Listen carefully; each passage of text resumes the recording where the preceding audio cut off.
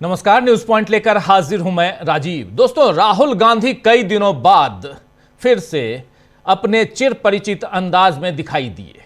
अगर कहूं कि राहुल लौट आए हैं, राहुल रिटर्न्स जो कहते हैं, तो राहुल गांधी लौट आए हैं और इसी के साथ बीजेपी के लिए चुनौतियां बढ़ गई हैं तो गलत नहीं होगा, क्योंकि आज राहुल गांधी ने जो बातें तमिलनाडु के नीलगिरी में सेंट थॉमस स्कूल में कही है, उनसे फिर बीजेपी के लिए सवाल खड़े हो रहे हैं कि आखिर उन्होंने देश के लिए जो माहौल, बीजेपी ने जो देश के लिए माहौल बना दिया है, उसमें राहुल गांधी की बातें क्यों यहां इंपॉर्टेंट हो जाती हैं। आपको बता दूं कि राहुल गांधी ने कुछ बच्चियों से पूछा कि उन्हें कौन सी टीचर सबसे ज्यादा पसंद है, तो बच्चों ने एलिस मैम का नाम लिया।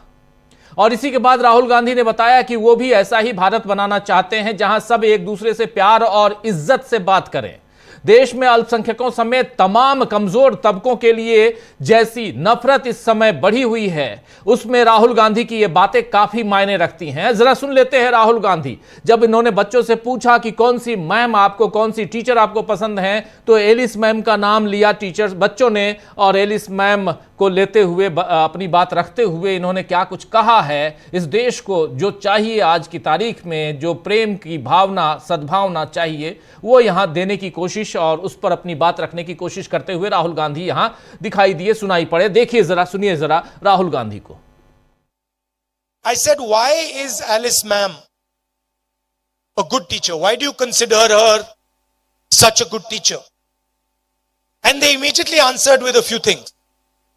They said, she listens to us. She treats us with love and affection.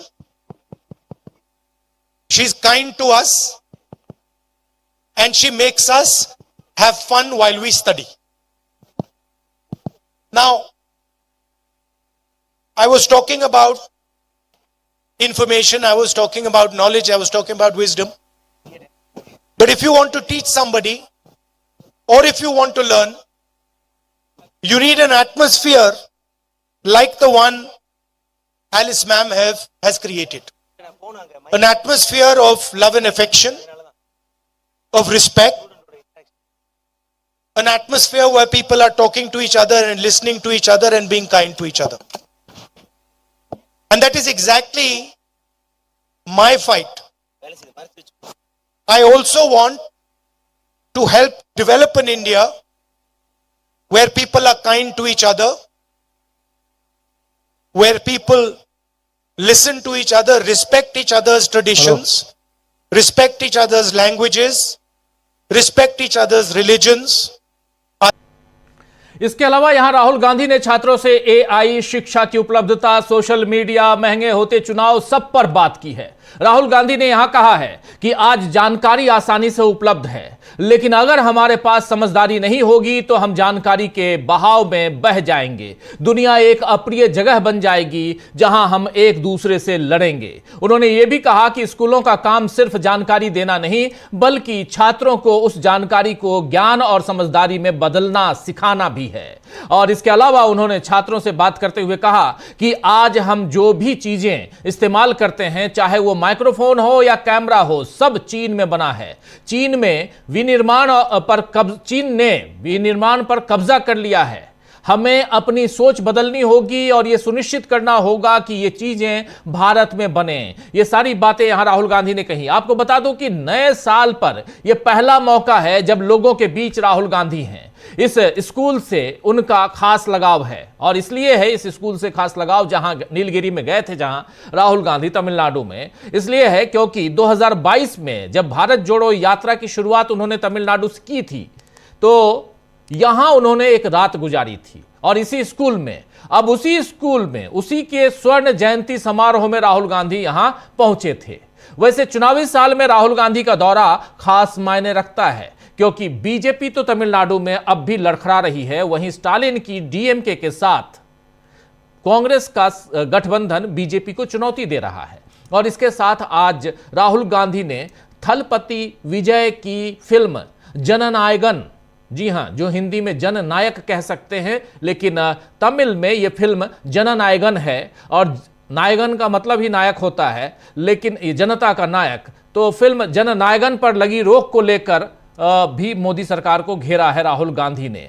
दरअसल ये फिल्म जो है ये थलपति विजय की फिल्म और ये आखिरी फिल्म कही जा रही है। आगे इस पे हम चर्चा करेंगे, लेकिन पहले देखते हैं राहुल गांधी ने जो ट्वीट किया है उसको देखिए। इस ट्वीट में राहुल गांधी कह रहे हैं कि सूचना एवं प्रसारण मंत्रालय द्वारा जननायगन को रोकने का प्रयास तमिल संस्कृति पर हमला है। मोदी, आप तमिल जनता की आवाज को दबाने में कभी सफल नहीं होंगे। ये बात यहां कह रहे हैं राहुल गांधी कि मोदी, श्री मोदी, मिस्टर मोदी, आप तमिल जनता की आवाज को दबाने में कभी सफल नहीं होंगे। आपको बता दूं कि विजय ने हाल ही में तमिलगा वेत्री कजगम यानी टीवी के नाम की पार्टी बनाकर राजनीति में कदम रखा है। टीवी के पार्टी, जिसका फुल फॉर्म है तमिलगा वेत्री कजगम, इस पार्टी को बनाकर राजनीति में इस हीरो ने, विजय ने अपना कदम रखा है और जननायगन को विजय के पॉलिटिक्स में आने से पहले उनकी आखिरी फिल्म के तौर पर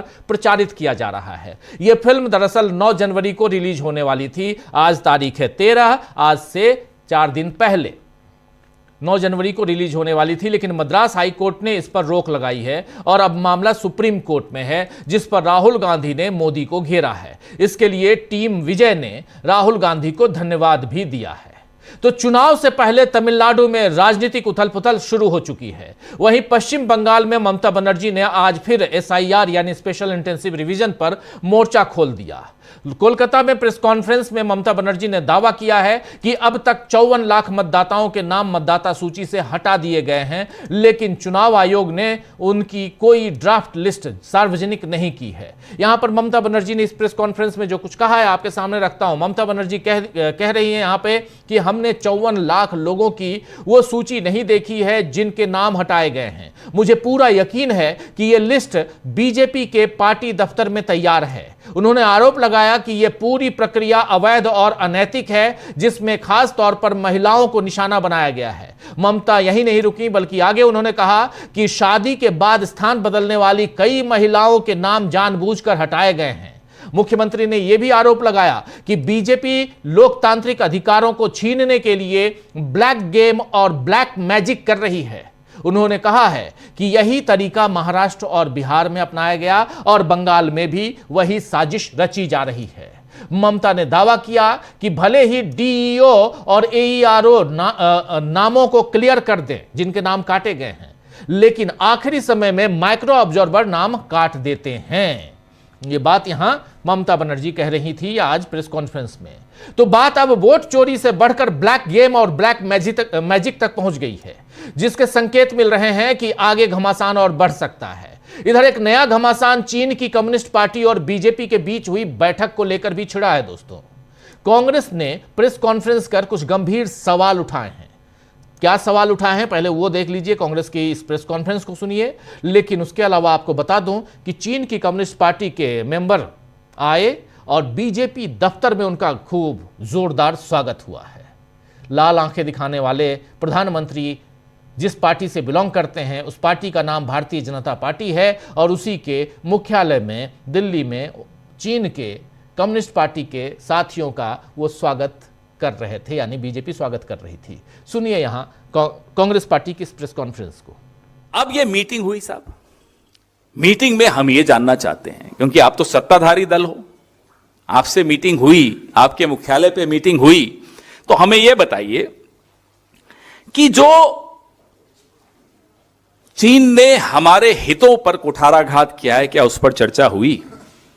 गलवान से लेकर लद्दाख से लेकर और अब जो नया कल जो दावा किया है उससे शख्सगाम घाटी कश्मीर, कल ही बैठक हुई और अभी दावा भी हो गया कि शख्सगाम घाटी जो है कश्मीर की वो चीन की है।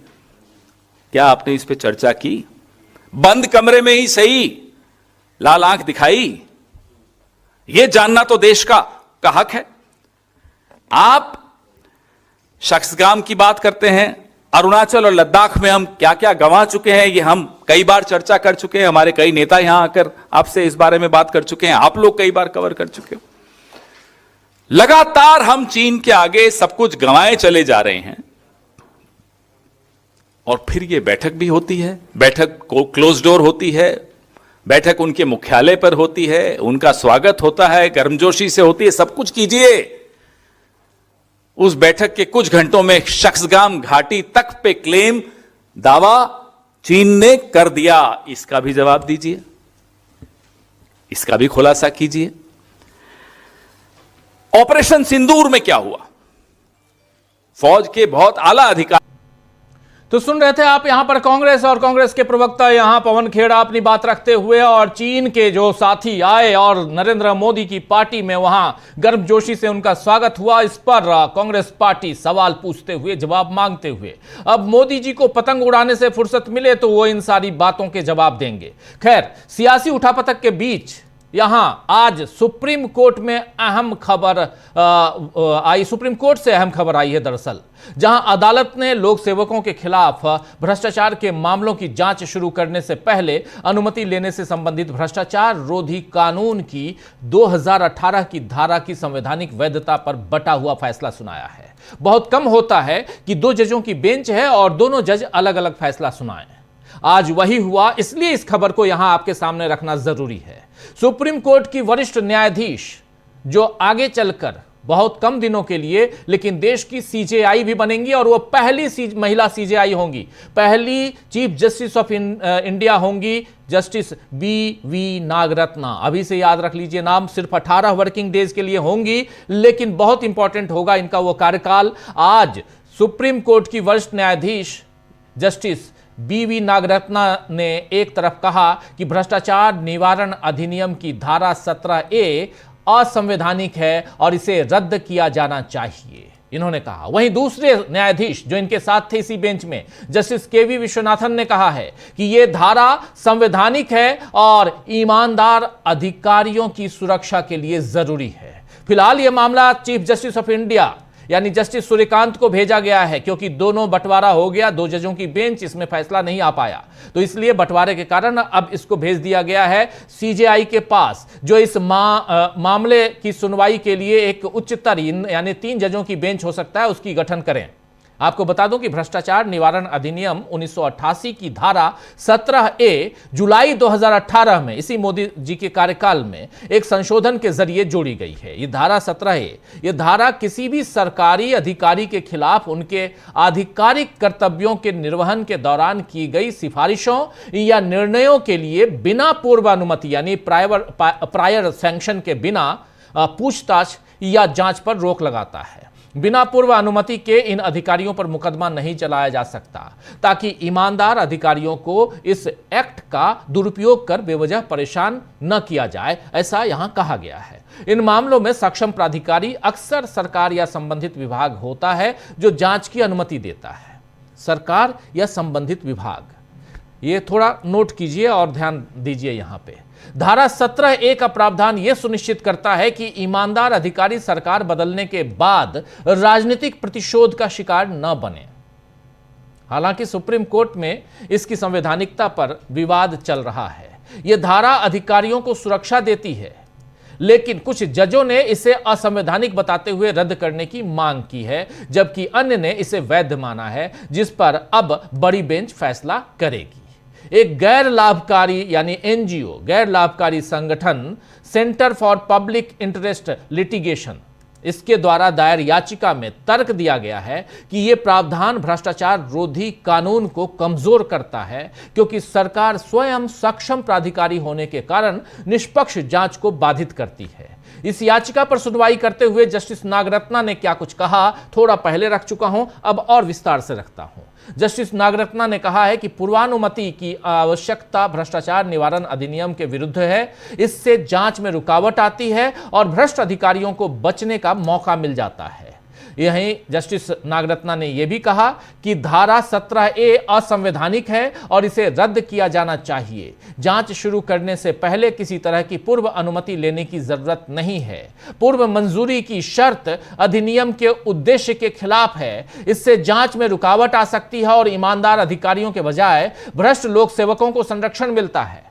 वहीं जो दूसरे जज थे इसी बेंच में, न्यायमूर्ति विश्वनाथन, उन्होंने कहा है कि धारा 17A संवैधानिक रूप से वैध है, बशर्ते मंजूरी देने का फैसला लोकपाल या राज्य का लोकायुक्त करे। इस प्रावधान से ईमानदार अधिकारियों की रक्षा होगी और भ्रष्ट लोगों के लिए सजा सुनिश्चित होगी। इससे प्रशासनिक व्यवस्था में देश की सेवा के लिए सर्वश्रेष्ठ प्रतिभावान व्यक्तियों को आकर्षित करने में मदद मिलेगी। एनजीओ की तरफ से, ये जो एनजीओ जिसने ये केस याचिका दायर की है, उस एनजीओ की तरफ से अधिवक्ता, वरिष्ठ अधिवक्ता या वरिष्ठ वकील कह सकते हैं, प्रशांत भूषण ने दलील दी है कि यह प्रावधान भ्रष्टाचार विरोधी कानून को कमजोर करता है, क्योंकि सरकार से अक्सर मंजूरी नहीं मिलती, जबकि वही इस कानून के तहत सक्षम प्राधिकारी है। केंद्र सरकार की तरफ से सॉलिसिटर जनरल तुषार मेहता ने अदालत में पक्ष रखा। तो कुल मिलाकर यहां पर जो बातें हैं आपके सामने हैं। और कल मुख्य चुनाव आयुक्त और चुनाव आयुक्तों को मिली छूट पर सुप्रीम कोर्ट ने याचिका स्वीकार की और आज अधिकारियों पर मामले पर सुनवाई हुई है। दो चीजें, ये भ्रष्टाचार वाला मामला, और कल आपने देख लिया कि कल एक याचिका दायर की गई थी जिसमें यह कहा गया था कि आखिर election commissioner, chief election commissioner of India और इलेक्शन कमिश्नर, इन दोनों अगर रिटायर होने के बाद भी इम्यूनिटी में क्यों रहेंगे, इनको संरक्षण क्यों मिलेगा, इनके ऊपर किसी भी ढंग का केस क्यों नहीं हो सकता है। और इसके लिए जो प्रावधान बनाया गया था, जो 2022 में आया था, 29 दिसंबर 2022 को जो कानून बना, उस संशोधन के बाद उस कानून पर भी अब सवालिया निशान है, और जिसके लिए याचिका दायर की गई है सुप्रीम कोर्ट में, और उस याचिका को पे सवाल पूछते हुए जवाब मांगा गया है सुप्रीम कोर्ट की तरफ से, सरकार से और चुनाव आयोग की तरफ से। तो दो मामला भ्रष्टाचार से संबंधित। अदालत के फैसलों पर देश की प्रशासनिक व्यवस्था का भविष्य भी तय होगा। तो आइए दोस्तों, 3-4 महत्वपूर्ण बातें हैं और आज चर्चा करेंगे कि क्या राहुल गांधी के पुराने अंदाज में आते ही देश में चल रहा सियासी घमासान तेज होगा, और क्या बीजेपी अपने बनाए कानूनों और संशोधनों को सही साबित कर पाएगी, एक बड़ा सवाल यहां पे है। और राहुल गांधी जब आज भाषण दे रहे थे वहां, तो उन्होंने एक और अहम बातें कही हैं, कुछ और अहम बातें कही हैं उन्होंने वहां पे, जरा सुन लीजिए। एक एआई से संबंधित, शिक्षा से संबंधित, पहले उनकी बात हिंदी में रख चुका हूं, उनकी जुबानी इंग्लिश में सुनिए। My question to you is, AI and robotics are changing the future of work. So what changes you would like to say about India's educational system? Well, you need to change more than just the education system. Okay, you need to change the way we think about production. We need to change the focus that we have, I believe, and focus much more on production and on manufacturing. Okay, we've done pretty well in the IT space. You must have heard all the success that we've had in software engineering, Infosys. But this industry is now going to run into trouble. The reason it's going to run into trouble is, as you mentioned, AI, right? And so we have to certainly ensure that we do not lose out in the services sector where we're doing decent, but we have to now start building a manufacturing sector. What has happened today is that the Chinese have dominated manufacturing. Pretty much anything that we use, this microphone, that camera, these things are all made in China. And we want them to be made in India. To do that, we have to change the mindset. We have to respect the people who do work with their hands.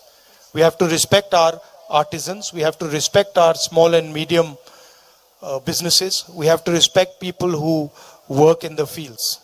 And so that's a cultural change. Yeah. Thank you, sir. तो सुन रहे थे आप एक चीन से बहुत बड़ी चुनौती यहाँ है भारत को, और मैन्युफैक्चरिंग को यहाँ बढ़ाना होगा। एआई की बात, रिस्पेक्ट की बात, ये तमाम बातें यहाँ इस स्कूल में राहुल गांधी रखते हुए, अपनी बात बताते हुए, यहाँ जब इनसे सवाल पूछा गया, आज के दौर में जो बच्चे और जो युवा जो सवाल कर रहे हैं, उसमें सबसे बड़ा सवाल एआई और उससे होने वाले देश में परिवर्तन, दुनिया में परिवर्तन पर सवाल पूछे जा रहे हैं। राहुल गांधी इस पर एक वीडियो पहले बना चुके हैं, और इसके साथ साथ राहुल गांधी ने एक और वीडियो बनाया था जिसमें उन्होंने कहा था कि अगली लड़ाई ड्रोन से होगी, ये मिसाइल और ये सब जितनी लड़ाइयाँ होती हैं वो सब खत्म हो जाएंगी और बहुत सस्ती होगी। ड्रोन से ड्रोन बनाना आसान होगा, सस्ता होगा, और हम देख रहे हैं कि अब लड़ाई उसी की हो रही है। लेकिन तीसरी बात यहाँ एक और भी आई है, जो साउंड वेव से लड़ाई की बात, उसका जिक्र, और वो अमेरिका ऑलरेडी करके दिखाया है, जिसका जिक्र बार बार आ रहा है। वेनेजुएला के मामले में वहाँ नरसंहार करके अब अमेरिका आ चुका है, और 1 मिनट में 300 से ज़्यादा गोलियां साउंड वेव से दागी गईं, और ये भी खबर अब पुख्ता खबर है जो अब ऑलरेडी पूरी दुनिया के सामने है। तो किस ढंग से पूरी दुनिया बदल रही है उसका जिक्र यहां कर रहे थे राहुल गांधी, और उसमें भारत को क्या करना चाहिए, भारत आज कहां खड़ा है और कहां भारत को जाना होगा, ये सारी बातें यहां राहुल गांधी ने इस स्कूल में कही हैं, बहुत महत्वपूर्ण। लेकिन इन सब के बीच आपने देख लिया एसआईआर पर उधर ममता बनर्जी अपनी बात रख रही थी, लेकिन एसआईआर पर इधर सुप्रीम कोर्ट में आज सुनवाई हुई, और अब चूंकि जो याचिकाकर्ताओं की दलीलें पूरी हो चुकी हैं और चुनाव आयोग अपनी दलील पेश कर रहा है, चुनाव आयोग की तरफ से राकेश द्विवेदी ने अपनी बात रखी, और आज फिर से पूछा गया, आज जब दलील रख रहे थे राकेश द्विवेदी तो उनसे सीजेआई ने पूछा, चूंकि सीजेआई जस्टिस सूर्यकांत की बेंच है ये, और उन्होंने कहा कि उनसे कहा गया, राकेश द्विवेदी ने कहा कि 1 से 1.5 घंटा और लगेगा, तो अगली सुनवाई में मैं अपनी बात पूरी कर लूंगा, इसके बाद फैसला सुरक्षित हो जाएगा। यानी अगली सुनवाई में फैसला सुरक्षित होगा, या उसी दिन फैसला सुनाया, उस दिन हालांकि सुनाना संभव नहीं है, फैसला लिखा जाना, सुनाना, इसमें टाइम लगेगा, इंतजार होगा। लेकिन एसआईआर और उसकी प्रक्रिया लगातार जारी है, जिस पर हम लोग कई बार चिंता व्यक्त कर चुके हैं। बिहार से ये मामला अभी तक आगे बढ़ चुका है, और 6 महीने से ज़्यादा का वक्त गुजरने जा रहा है। ऐसे में एसआईआर को लेकर क्या फैसला होता है, इस पर निगाहें टिकी हुई हैं। भ्रष्टाचार का मामला यहाँ सामने है सुप्रीम कोर्ट से ही, जिसके बारे में आपके सामने रख चुका हूँ। 2 जजों की बेंच, जस्टिस